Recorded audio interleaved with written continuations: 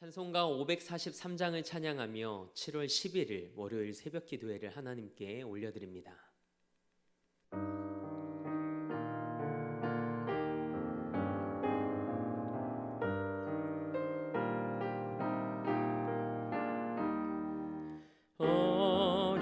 어려운 일 당할 때 나의 믿음 적으나 의지하는 내 주를 더욱 의지합니다. 세월 지나갈수록 의지할 것뿐일세. 무슨 일을 당해도 예수 의지합니다. 성령께서 내 마음 밝히 비춰주시니 인도하심 따라서 주만 의지합니다. 세월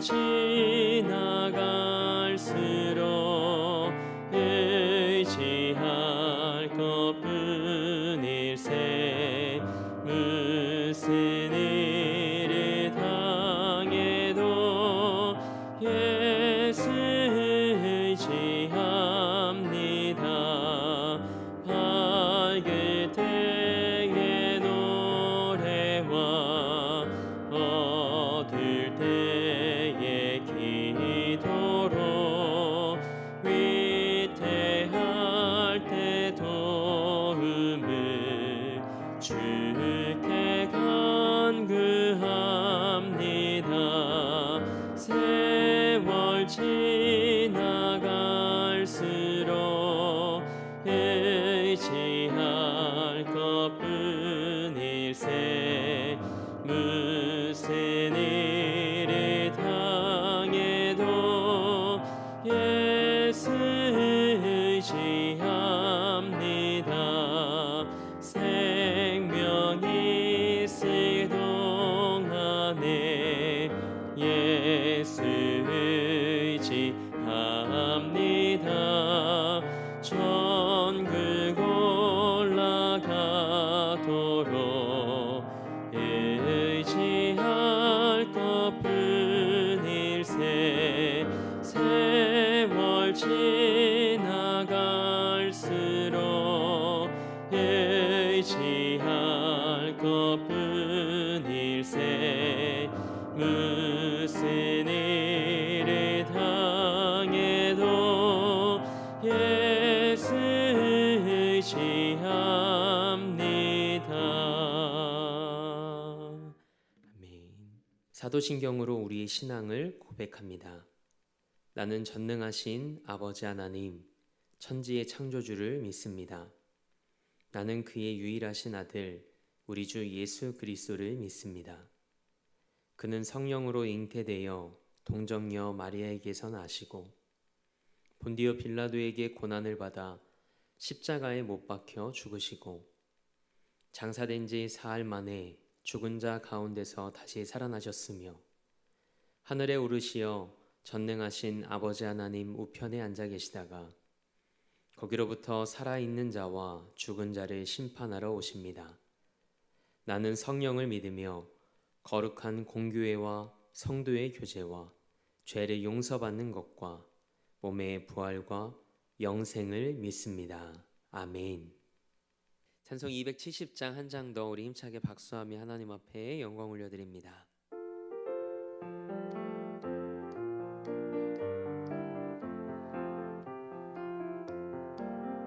변찮는 주님의 사랑과 거룩한 보혈의 공로를 우리 다 찬양을 합시다. 주님을 만나볼 때까지 예수는 우리를 깨끗게 하시는 주시니 그의 피 우리를 눈보다 더히게 하셨네. 우리를 깨끗게 한 피는 무궁한 생명의 물일세. 생명의 구원을 받은 자 하나님 찬양을 합시다. 예수는 우리를 깨끗게 하시는 주시니 그의 피 우리를 눈보다 더히게 하셨네. 주님의 거룩한 보혈을 날마다 입으로 간증해 담대히 싸우며 나가세. 천국에 들어갈 때까지 예수는 우리를 깨끗게 하시는 주시니 그의 피 우리를 눈보다 더히게 하셨네. 십자가 단단히 붙잡고 날마다 이기며 나가세. 머리에 면류관 쓰고서 주 앞에 찬양할 때까지 예수는 우리를 깨끗게 하시는 주시니 그의 피 우리를 눈보다 더히게 하셨네. 아멘. 오늘 우리에게 주신 하나님의 말씀은 히브리서 7장 23절에서 27절의 말씀입니다. 하나님의 말씀을 받겠습니다 고백한 후에 저와 여러분 한 목소리로 합독합니다.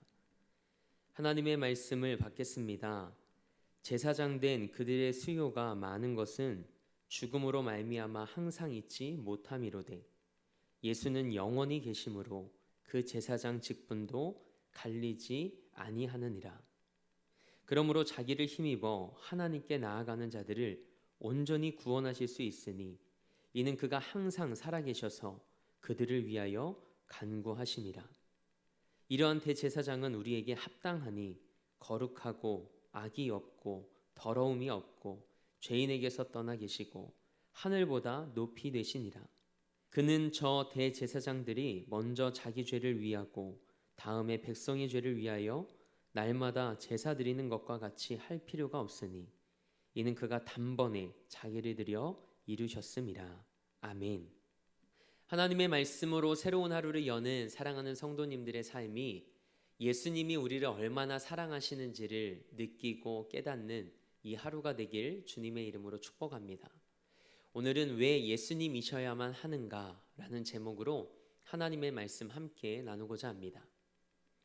오늘 말씀을 묵상하며 우리를 향한 하나님의 사랑을 어떻게 표현할 수 있을까를 묵상해 보았습니다. 그런데 아무리 생각해도 이보다 더 명확하고 정확하게 표현한 단어가 없더라고요. 그것은 바로 십자가입니다. 하나님께서는 우리를 향한 그분의 사랑을 십자가에 내어주신 예수님을 통해 표현하고 보여주셨습니다. 우리가 익히 암송하고 있는 말씀 가운데 요한복음 3장 16절 말씀이 있습니다. 하나님이 세상을 이처럼 사랑하사 독생자를 주셨으니 이는 그를 믿는 자마다 멸망치 않고 영생을 얻게 하려 하심이라. 아멘. 하나님께서 우리를 위해 왜 예수님을 주셨다고요?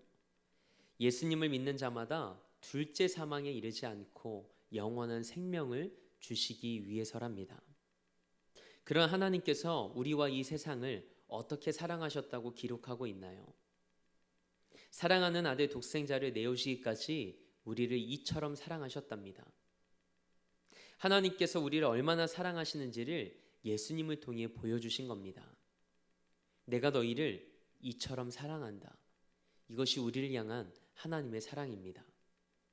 오늘 말씀은 하나님께서 우리를 사랑하셔서 예수님을 이 세상에 대제사장이자 화목제물로 보내실 수밖에 없었던 이유를 설명하고 있는 말씀입니다. 본문 말씀은 계속해서 레위 계통의 제사장과 멜기세덱의 반차를 따라 대제사장이 되신 예수 그리스도를 비교합니다. 결론은 레위 계통의 제사장들은 불완전하다는 겁니다. 그래서 예수님이 우리를 구원하기에 가장 합당한 제사장이시라는 거죠. 여기에서 합당하다는 말은 전혀 부족함이 없고 가장 알맞다라는 뜻입니다. 예수님은 우리를 구원하시기 위해 부족함이 없으시고 가장 알맞은 분이십니다. 그렇다면 왜 예수님이셔야만 했을까요? 레위 계통의 제사장들은 그들 자신이 죄인이었습니다. 그래서 레위 제사장들은 먼저 자신들의 죄를 위해 속죄제를 드려야 했습니다. 이들은 백성에게 온전한 구원을 줄 수 없는 불완전한 존재였죠. 레위 제사장들은 자신도 구원할 수 없는 연약한 인간에 불과했습니다. 그리고 그들이 드리던 짐승도 제물로서 불완전했죠. 불완전했기에 제사를 반복해야 했습니다. 하지만 예수님은 거룩하고 죄가 없으신 하나님의 아들로서 우리의 죄를 위해 자기 자신을 제물로 드리시고 하늘 지성소로 들어가셨습니다. 완전하고 영원한 제사였기에 단 한 번에 자기를 드려 예수님은 모든 것을 이루셨습니다. 더는 다른 제사장이나 제사가 필요 없게 되었습니다. 때문에 우리가 바라는 구원의 유일하고 완전한 근거는 예수님이라는 말씀입니다. 레위 계통의 제사장들은 완전하고 영원한 구원을 주신 예수 그리스도의 그림자에 불과했습니다. 왜냐하면 예수님만이 합당하고 완전한 제사장이 되시고 구원자가 되시기 때문입니다. 유대인들이 이해하기 어려운 것이 바로 이 부분입니다. 레위 계통인 아론의 반차를 따르지 않고 멜기세덱의 반차를 따르는 다른 제사장인 예수 그리스도를 통해 십자가 죄사함의 능력을 그들이 받아들인다는 것은 대단히 어려운 일이었습니다. 유대인들은 레위 지파에서 나온 대제사장이 드리는 그 제사가 아니고서는 죄사함을 받을 길이 없다고 믿었습니다. 그러니 예수 그리스도를 통해 단번의 제사로 죄사함을 받았다는 것은 유대인들에게 납득이 안 되는 충격이었죠. 그래서 십자가 사건은 하나님께서 예수 그리스도를 통해 우리에게 보여주신 충격적인 사랑이자 완전한 사랑입니다. 하나님은 죄를 대속하는 반복된 제사의식을 폐하기 위해 예수 그리스도를 내어주셨습니다. 그래서 예수님이 자기 자신을 내어드린 그 단번의 제사로 그 효력이 영원하다는 것을 히브리서 기자는 이야기합니다. 율법을 따라 세워진 레위 제사장들은 백성을 위해 일시적인 중보자의 역할을 감당했습니다. 하지만 예수님과 달리 영원한 중보자는 될 수 없었죠. 예수님은 영원히 살아계시는 성자 하나님이시지만 레위 사람들은 결국 죽을 수밖에 없는 인간이었기 때문입니다. 그래서 레위 제사장들의 역할은 살아있는 동안만 유효했습니다. 그러나 예수 그리스도의 대제사장 직분은 영원히 계속됩니다. 또한 레위 제사장들은 백성을 영원히 온전하게 구원할 수 없고 심지어 자신조차 구원할 수 없었습니다. 하지만 예수님은 자기 백성을 영원히 구원하신 분이십니다. 이런 이유로 히브리서 기자는 유대주의의 유혹을 받아 다시 옛 율법으로 돌아가고자 하는 이 유대 개종자들, 유대 그리스도인들에게 분명히 경고하고 있습니다. 우리가 완전한 구원을 위해 붙들어야 할 분은 오직 예수 그리스도뿐이라는 사실을 말이죠. 그렇다면 예수님이 온전히 구원하시는 대제사장이신 것이 우리에게 주는 유익은 무엇일까요? 본문 25절 말씀은 그러므로 라는 접속사를 통해 이 질문에 답합니다. 대제사장이신 예수 그리스도께서는 항상 살아계셔서 그들을 위해 간구하심이라. 아멘. 예수님이 항상 살아계셔서 우리를 위해 간구하시고 변호하신다는 겁니다. 따라서 예수님은 그분을 힘입고 하나님께 나아가는 자인 우리를 온전히 구원하실 수 있는 분이라는 말씀입니다. 예수님은 우리를 하나님께로 인도하실 뿐만 아니라 우리를 위해 기도하시며 그 믿음의 길을 끝까지 완주할 수 있도록 우리 곁에서 도우시는 분이십니다. 신앙생활하면서 때로 누군가가 나를 위해 기도해 준다고 말할 때가 있습니다.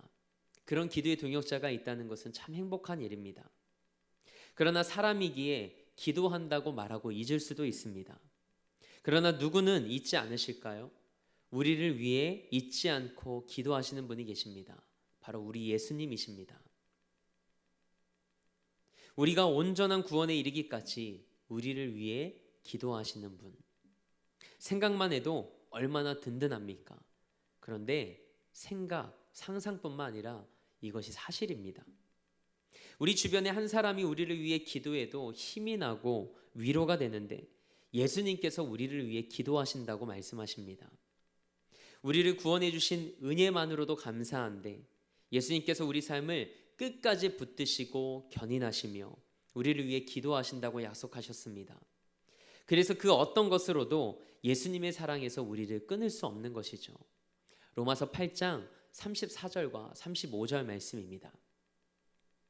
누가 정죄하리요? 죽으실 뿐 아니라 다시 살아나신 이는 그리스도 예수시니 그는 하나님 우편에 계신 자요 우리를 위하여 간구하시는 자신이라. 누가 우리를 그리스도의 사랑에서 끊으리요? 환난이나 곤고나 박해나 기근이나 적신이나 위험이나 칼이랴. 아멘. 예수님이 우리를 위해 대속제물이 되셨고 지금도 하나님 우편에서 우리를 위해 간구하고 계십니다. 하나님과 우리 사이에 막힌 담을 허시고 우리에게 영원한 생명을 주신 분 또한 우리 주 예수 그리스도이십니다. 이 사실을 믿기에 로마서 8장 말씀이 오늘 우리에게 더 큰 은혜로 다가옵니다. 요한복음 14장 6절 말씀처럼 예수님은 하나님께로 갈 수 있는 유일한 길이십니다. 예수님은 그 믿음의 길 위에 선 사람들이 믿음의 길을 완주할 수 있도록 우리를 위해 기도하신다고 약속하셨습니다. 그 예수님은 항상 살아계셔서 자기를 통해 하나님께 나오는 사람들을 위해 간구하십니다. 그리고 그들을 온전히 구원하시는 영원한 대제사장이 되시겠다고 하셨습니다. 이것이 우리가 예수 그리스도 한 분만으로 만족할 수밖에 없는 이유입니다. 그 예수님만 신뢰하고 그 예수님만 붙잡으며 쫓아 살아가는 여러분과 저의 삶이 되길 축원합니다. 그래서 우리 삶의 결론은 오직 예수 그리스도입니다. 함께 기도하겠습니다. 하나님, 우리 삶이 늘 예수님을 사랑하고 십자가를 자랑하는 믿음의 사람들이 되기를 소망합니다. 우리의 행위로 구원받은 것이 아니라 전적인 하나님의 은혜로 말미암아 구원받은 우리의 삶이기에 우리의 죄를 위해 십자가에 달리신 예수님을 자랑하고 그분을 드러내는 우리의 삶이 되게 하옵소서. 이 시간 마음의 귀를 하나님께 기울일 때 주의 세미한 음성과 약속의 말씀이 우리 삶에 임하길 소망합니다. 우리를 구원하시고 우리를 위해 기도하시는 예수 그리스도께 소망을 두며 믿음으로 사는 은혜가 무엇인지를 다시금 경험케 하옵소서. 오늘도 이 나라와 열방을 위해 기도합니다. 하나님의 회복과 구원의 말씀이 이 나라와 열방 위에 임하게 하시고 말씀이 우리 삶에 이루어지는 것을 목독해 하옵소서.